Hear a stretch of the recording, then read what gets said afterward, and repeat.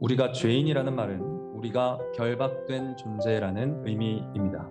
사로잡혔다는 뜻이죠. 자유를 잃어버렸다, 이런 뜻입니다. 인류는 하나님으로부터 자유하고자 했지만 도리어 죄와 사망에 결박당한 채 형벌을 받아야 마땅한 죄수가 되었습니다. 그러나 예수님께서 십자가에 결박당하시고 저주스러운 형벌을 받고 죽으심으로 우리는 결박에서 풀려나서 자유를 얻게 되었습니다. 오늘 본문 말씀을 통해서 십자가에 결박되심으로 우리를 자유케 하신 예수님을 깊이 생각하며 말씀의 은혜를 받기를 원합니다. 오늘 이야기는 삼손의 이야기입니다. 우리는 오늘 이 이야기를 읽을 때 삼손이 블레셋 군인 1000명을 물리친 것이 하나님이 이스라엘에게 주신 큰 구원이다 라고 생각할 수 있습니다. 물론 하나님이 이스라엘에게 주신 구원이 맞습니다. 그러나 하나님은 이스라엘을 결박하고 있는 죄악으로부터 이스라엘을 구원하고 계십니다. 우리는 이 죄로부터의 구원에 집중해야 할 것입니다. 이스라엘의 죄악은 무엇입니까? 하나님 없이 하나님으로부터 독립해서 하나님의 뜻에 아무 관심 없이 자유롭게 살아가는 죄입니다. 도대체 어디서 그것을 알 수 있습니까? 8절이 삼손이 했던 일들을 요약을 해주고 있습니다. 삼손이 블레셋 사람을 크게 도륙하고 내려가서 에단 바위 틈에 거하니라. 삼손이 블레셋과 싸운 것은 이스라엘이 울부짖었기 때문이 아니죠. 하나님께서 울부짖지도 않은 백성을 위해서 삼손을 보내서 구원을 베풀고 계신 겁니다. 그런데 유다 사람들이 어떻게 하고 있습니까? 하나님이 우리를 관할하지 않아도 블레셋의 다스림 밑에서도 아무 문제 없이 태평한데 왜 네가 나서서 구원한다고 문제를 일으켰냐? 우리가 언제 너를 우리의 구원자로 불렀느냐? 삼손에게 항의를 하죠. 사사기 15장까지 쭉 오면서 이스라엘의 울부짖음이 사라져가고요. 동시에 사사시대가 태평했다라는 요약도 사라져갑니다. 사사기 8장 28절 이후로 사사들이 활동을 해도 사사의 시대가 태평했다는 기사가 없습니다. 사사들이 다스리던 시대가 태평하지 않았다. 이 말은 이스라엘이 대적의 통치 아래서 태평함을 느꼈다는 것이죠. 하나님 없이도 잘만 살 수 있는데 하나님 없어서 더 자유롭고 좋은 것 같은데 왜 울부짖겠습니까? 당연히 울부짖음이 사라지는 겁니다. 그래서 유다 사람들은 자기의 태평을 위해서 하나님이 보내신 구원자를 결박하고 있습니다. 삼손은 자발적으로 결박당합니다. 드디어 레히에 도착했습니다. 블레셋 사람들이 삼손에게 소리를 지르며 달려옵니다. 삼손이 결박되어서 죽음을 당하려는 그때에 여호와의 권능이 삼손에게 임하게 됩니다. 삼손은 옆에 있던 당나귀의 턱뼈를 들고 싸우기 시작합니다. 본문에서 삼손이 턱뼈를 들고 하나 둘 죽이다 보니 1000명이 죽어서 산을 이루었다라고 합니다. 삼손은 거기 블레셋 사람들로 라맛 레히 턱뼈로 죽인 자들의 산을 만들어 버렸습니다. 그러나 삼손이 이곳 이름을 턱뼈의 산이라고 이름 붙이면 안 되는 것이었습니다. 삼손이 1000명을 죽인 것이 삼손이 든 턱뼈가 한 일입니까? 삼손에게 블레셋 사람들과 싸울 수 있도록 결박을 풀어주시고 그 싸울 힘을 공급하고 계신 분이 누구십니까? 여호와 하나님이시죠. 야훼 레히 여호와의 산이다 라고 해야 했습니다. 그런데 삼손은 자기가 혼자서 이 모든 구원을 이룬 것처럼 라맛 레히 하면서 하나님께 영광을 돌리지 않은 것입니다. 하나님은 이런 삼손을 죽음으로 몰아가십니다. 권능을 거두십니다. 그러자 1000명을 때로 눕혔던 삼손이 물 한 모금이 없어서 죽어갑니다. 사랑하는 성도 여러분, 바로 여기에서 하나님은 죽어가는 삼손을 통해서 자기 백성에게 구원의 길을 보여주고 계십니다. 삼손이 심히 목말라서 무엇을 합니까? 여호와께 부르짖어 가로되 주께서 종의 손으로 이 큰 구원을 베푸셨사오니. 드디어 삼손은 정확하게 하나님의 구원을 높이기 시작합니다. 그러자 하나님은 어떻게 하셨습니까? 레히에 한 우묵한 곳을 터뜨려서 물이 솟아나오게 하셨습니다.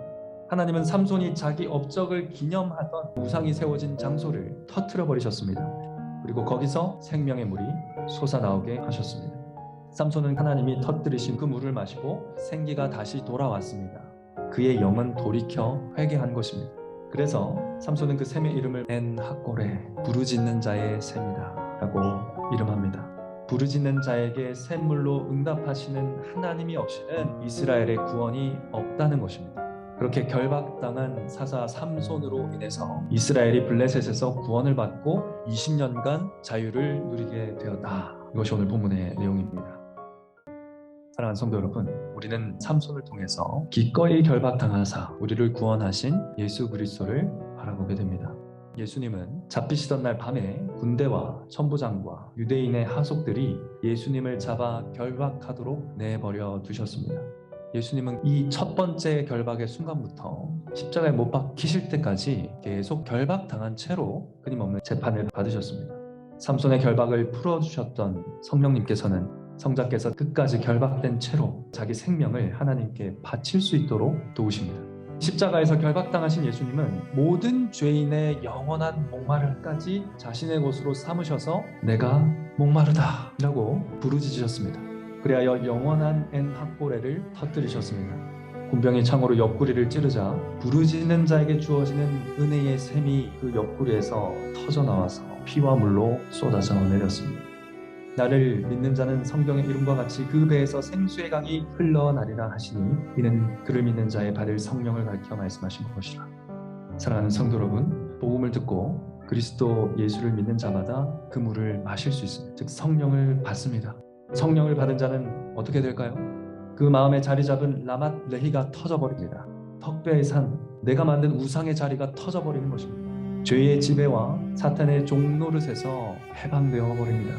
동시에 하나님을 사랑해서 기꺼이 율법에 순종하고자 하는 부드러운 마음의 사람, 하나님의 자녀로 다시 태어나게 됩니다. 그렇게 성령 안에 하나님의 자녀로 다시 태어난 하나님의 자녀만이 자유를 누릴 수 있습니다. 우리 가운데 아직 이 자유를 모르시는 분들은 반드시 예수 그리스도를 믿으시기를 간절히 바랍니다. 사랑하는 성도 여러분, 그럼 오늘 말씀을 어떻게 적용할 수 있을까요? 여러분은 여러분의 삶의 갈증을 어디서 채웁니까? 여러분이 어디로 가셔서 갈증과 허기를 채우는가는 여러분의 자유와 굉장한 밀접한 관계가 있습니다. 만약에 여러분이 예수님이 아닌 사람으로부터 갈증과 허기를 채우려고 하면 사람들의 시선의 노예가 되어갑니다. 그러나 예수님께 나아가 마신 사람, 성령으로부터 체험받은 사람, 즉 복음을 듣고 믿음으로 하나님의 자녀됨을 굳세게 신뢰하는 자는 내가 하나님의 자녀라는 것이 충분히 만족스럽기 때문에 사람들이 보든 보지 않든 즐겁게 어디서나 일할 수 있는 자유를 누립니다. 사랑하는 성도 여러분, 그렇다면 신자가 더욱 그리스도 안에 누리는 자유를 잘 알고 잘 누리기 위해서 힘써야 할 것이 무엇이겠습니까? 바로 성례입니다. 성례가 설교를 통해 일어난 믿음을 더 굳세게 합니다. 우리는 설교에서 그리스도의 십자가의 속박이 우리를 죄책과 진노와 저주에서 자유하게 했다고 귀로 듣지만 세례의 자리에서 우리는 실제로 그것이 물로 씻겨져 내려가는 것을 봅니다. 동시에 느낍니다. 특별히 유아 세례는 어린 자녀들에게도 새 언약의 복들이 약속되어 있다는 것을 보여줍니다. 즉 불신 자녀들과 구별되어서 교회에 연합되었다는 것, 어린 시절부터 하나님의 자녀로서 자유를 누리면서 자라는 아이라는 것을 유아 세례가 보여주는 것입니다. 성찬도 마찬가지입니다. 우리가 예수님과 한 몸이라는 것, 한 성령으로 연합한 지체로서 하나님의 보좌 앞으로 자유롭게 담대하게 나아갈 수 있다는 것도 성찬 자리에서 확신하게 됩니다. 이처럼 성례는 그리스도를 통해 우리에게 주어진 자유를 더 분명하게 붙들게 합니다. 성례가 있을 때마다 마음을 다해 참여하셔서 신자의 자유를 더 확고하게 누리는 여러분 되시기를 바랍니다. 사랑하는 성도 여러분, 오늘 유아 세례식과 성찬식이 있습니다. 세례식에 참여하면서 우리 안에 자리하고 있는 라맛 레히가 터져버리기를, 성찬식을 통해서 우리 모두가 영원한 엔합골에 그리스도로부터 신령한 식물을 먹고 신령한 음료를 마시게 되시기를 간절히 바랍니다. 성례 가운데 십자가에 속박되셔서 우리를 자유케 하신 그리스도께 즐거이 나아가 먹고 마시는 광교 장로교회가 되기를 성부와 성자와 성령의 이름으로 간절히 축원합니다.